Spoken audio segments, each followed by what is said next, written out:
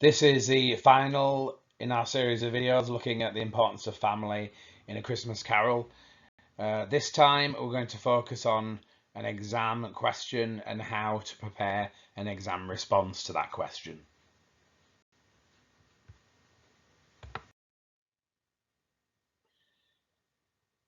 Before we look at the question, this is a quick reminder of our big ideas on the theme of family. When you get the question, almost certainly these ideas will be relevant to what you're being asked to look at. So what I'll be looking for you to do in your planning is to think about these big overarching ideas that run right through the whole novella and thinking how they relate to the extract that you're being shown and which bits from the rest of the novella that aren't in the extract you can link in to make your response complete.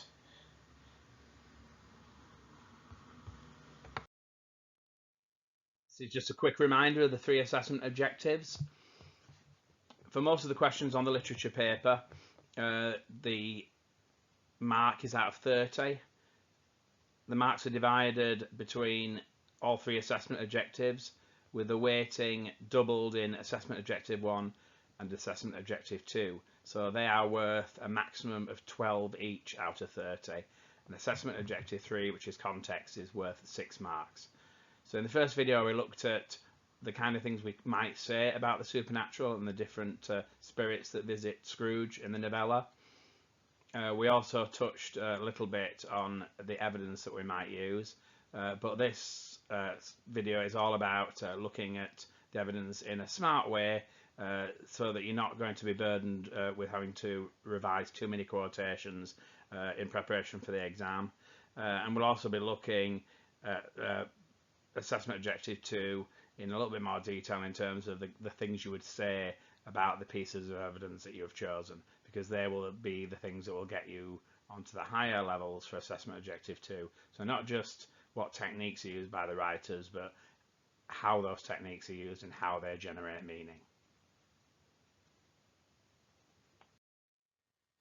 If you're going to get the most from these videos, it's really important that you engage with having a go yourself. So you can see on the screen now the extract in question.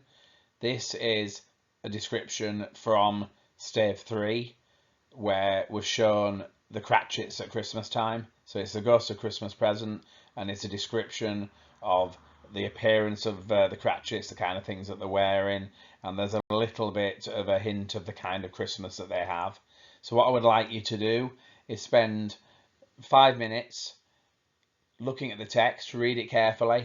You need to identify the key points. Think back to the 3 overarching ideas. Can you see any evidence in here that would link to those? I would aim for at least 2 big points that you're going to build your response around, but see if you can get 3. Let's see what you can come up with. Pause the video, give yourself 10 minutes identifying the key ideas. The question here is fairly straightforward. How does Dickens present the Cratchit family? So it basically allows you to make any points you want that are relevant to what the impression created of the Cratchit family. So 10 minutes, see what you can come up with.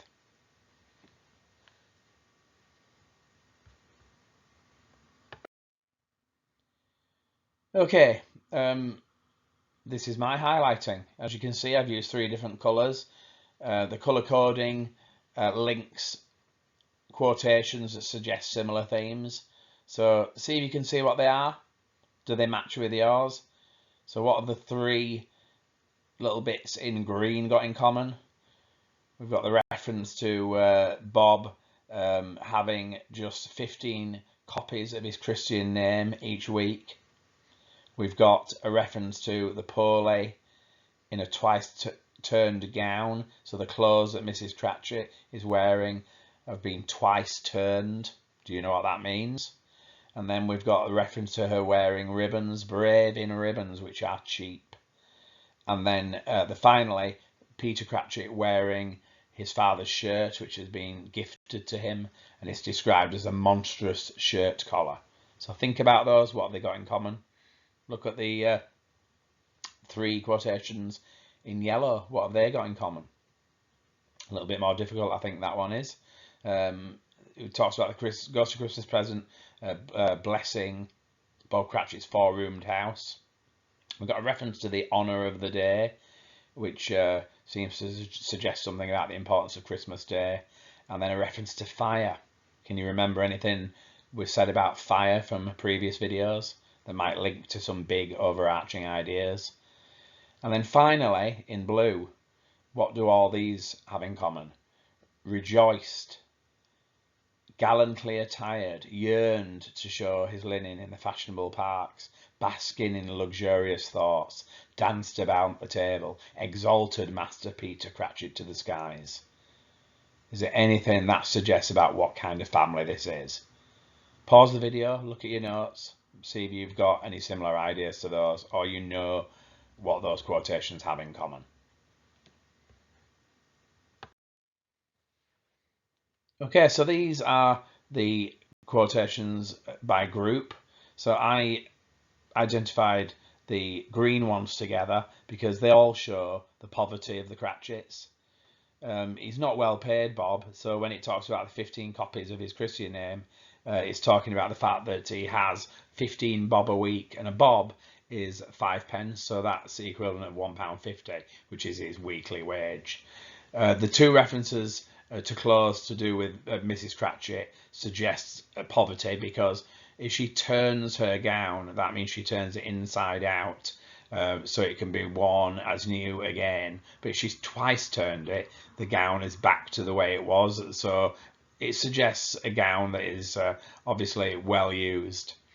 And she tries to make herself look good for Christmas Day by wearing ribbons, but we know that it fails because it uses the word brave to describe how she is wearing the ribbons, and even the adjective cheap there, which suggests the poverty of the family. And then the shirt that Peter Cratchit's being given has a monstrous collar because it's way too big for him. It's huge, the collar, and it certainly doesn't make him appear to be a fashionable man about town that he seems to think he is. So again, the poverty is emphasised. The more difficult one, I think, the three yellow quotations all hint at the Christian faith of the Cratchits, the fact that the Ghost of Christmas Present blesses the house, so a blessing is from God. In honour of the day suggests the importance of Christmas Day for the Cratchits. A little bit more obscure is blue, the fire. We talked in previous videos about the symbolism of fire representing Christian faith. Remember about the fire being a link to God, because God appears to Moses as a burning bush in the Old Testament and gives him the 10 Commandments in the book of Exodus.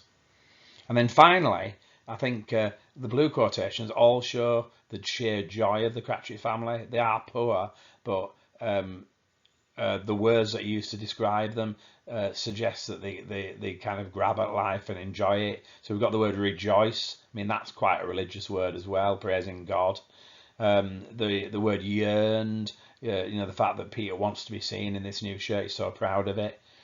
Basking in luxurious thoughts is describing the children when they're thinking about the food. Even though the food isn't luxurious, they're still very, very grateful for it. And then dancing about the table, showing how excited they are. And the fact that Peter is praised by his siblings as well shows a very good Christian family who get on well together. There's a lot of love between them. So you can see why all those words would be grouped together.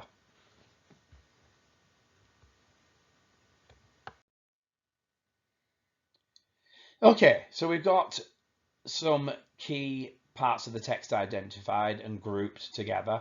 What I want you to do is to look back at the big ideas that we identified earlier, and to decide which of the big ideas each group of words, each group of quotations links with. And is it true that we can use those three big ideas regardless of what the extract is? So 3 different groups there. Do they actually fit the pattern that we would expect to see? So just to refresh your memory, these are the 3 things we're looking for. So strong family unity linked closely to Christian faith. Is that apparent in any of the groups of words? Love and redemption. So is there evidence of love in this family?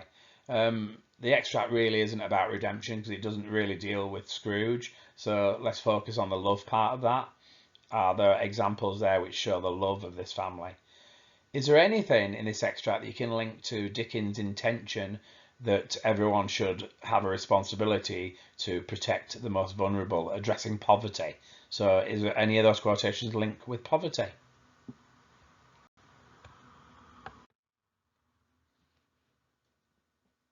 So if we look at the quotations to do with the Cratchit's poverty, clearly they link with our big overarching idea of Dickens' purpose in the novel is to do something about the poverty in the society in which he lived.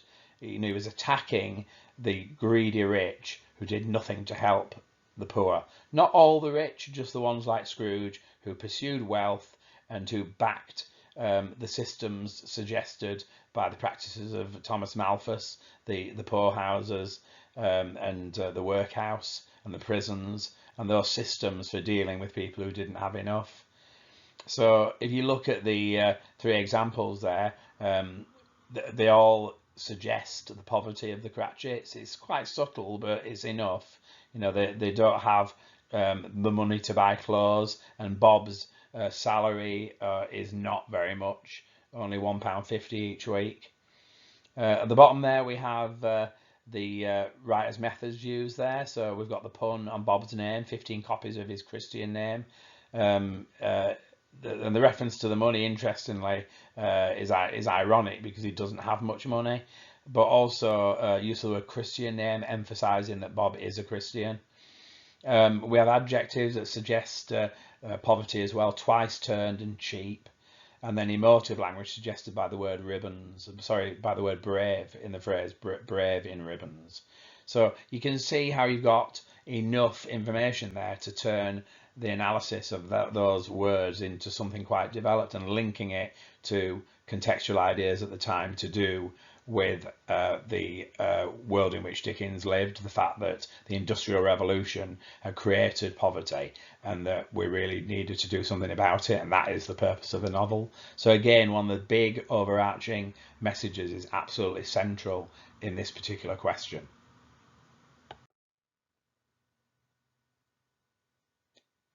Then we have the references to religion. I've picked some phrases to add to the original quotation about Peter blowing on the fire. I've got the reference to not proud because pride is a sin, and what you've got in Peter Cratchit is someone who is prepared to do whatever because the Cratchits just get on with things. So there's nothing that is beneath him. So he's blowing the fire to try and make the fire stronger. And then we've got the religious imagery that's connected with the fire. We talked about it being God. Representing God in the Old Testament. So Peter Cratchit blowing the fire is making the fire stronger, making Christianity stronger.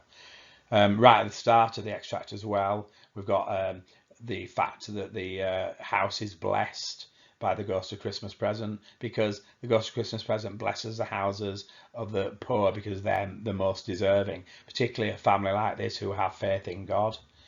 So if you were to look at our big ideas, it's obvious this one. It links to this idea of strong family unity, closely linked to Christian faith. So again, one of our big overarching ideas is there. Now your contextual point would be about obviously Christmas time is relevant and how important Christmas was at the time. The fact that the vast majority of people who lived in London at the time would identify themselves as Christians. So you could bring that into your discussion as well. And finally, I think this is the kind of most pleasurable part of this extract, the description of the joy of the Cratchit family. So all those examples there in different ways emphasize the way they just grasp the things that are given to them and are really, really grateful for them.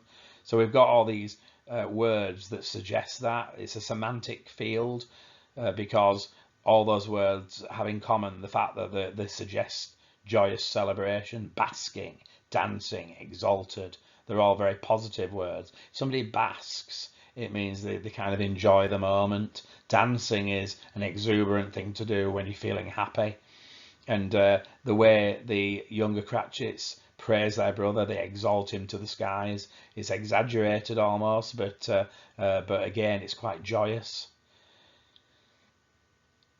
There's also some really ironic language that's used really effectively, because we've got Peter with this hand-me-down shirt, but he treats it as though he is the height of fashion. So we've got this reference to him seeing himself as being gallantly attired, which would suggest he's like a gentleman. The word attired means dressed, but it's kind of an elevated word, which makes it seem like it's something more than just simply being dressed. And he makes a reference to the fashionable parks, which clearly is nothing to do with the kind of life that the Cratchits live, but that's how he feels wearing that shirt. He feels so special.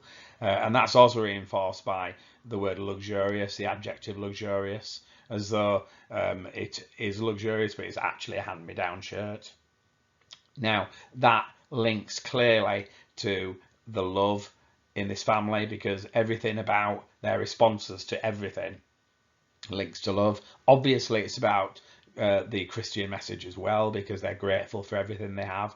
But I think especially the young Cratchits and the way they praise their brother shows the love in this family as well, because siblings praising each other is not something I think most modern people, modern families would recognise, because the idea is that most siblings don't get on, or they certainly would be a little bit grudging in the way they might praise each other.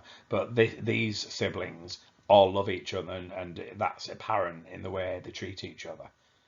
So again, if you got this question, you could bring in your contextual ideas and link them to Christian belief, but also broaden it out and linking to what Dickens was suggesting about the way everyone should love each other. So this family love each other, but equally, people who are rich and wealthy should show their care for their fellow man by making sure they're okay too.